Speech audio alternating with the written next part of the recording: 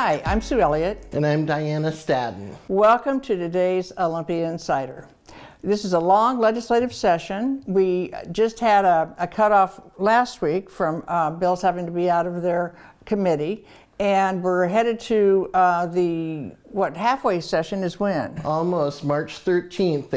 The bills have to be out of their house of origin and be ready to start the process over on the other side.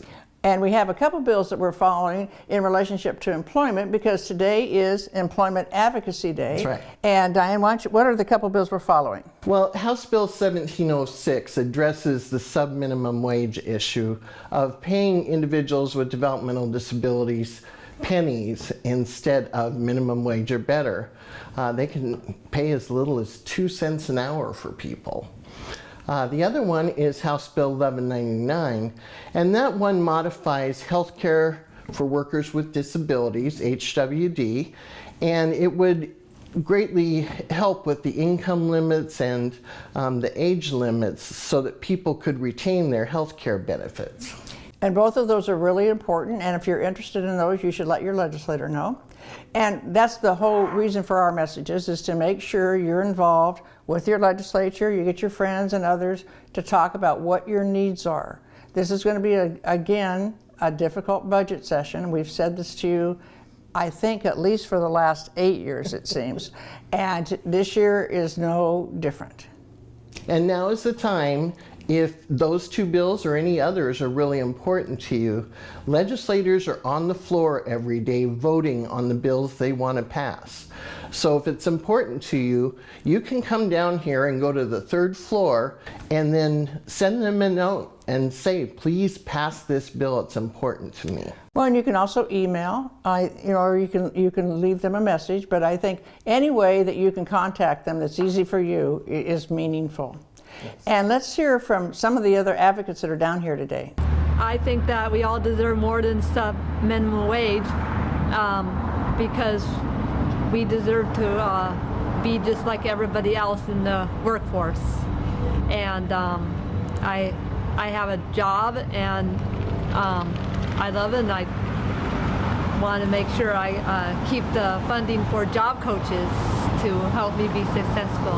And I worked for a long time. I retired now.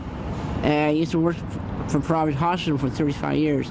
I'd like to see more and more people get more extra money. Disability people get more extra help and extra money into them. Working is very important for disabled people. And the disabled people get a lot out of it. So we really need your guys' support. So I'm here to talk to legislators today about House Bill 1706, ending sub-minimum wage. This has been the biggest civil rights abuse of people with disabilities in our time, so we've got to do what we can to get rid of these certificates at the state level. Some great legislation at the federal level as well that we are pushing, so just great momentum about ending sub-minimum wage, and hopefully we can get it past the House bill passed. I'm here to speak against sub-minimum wage because I worked in a sheltered workshop and never got treated fairly, and I wasn't treated fairly in many ways. I didn't get fair pay. I was called the R word and many other things. I think most disability people, if they're able to work, they should work and continue as long as they can. But if they have to retire, then that's the choice they have to make. But myself, if I didn't have to retire, I would have still be working till probably about 70 or 80 years old.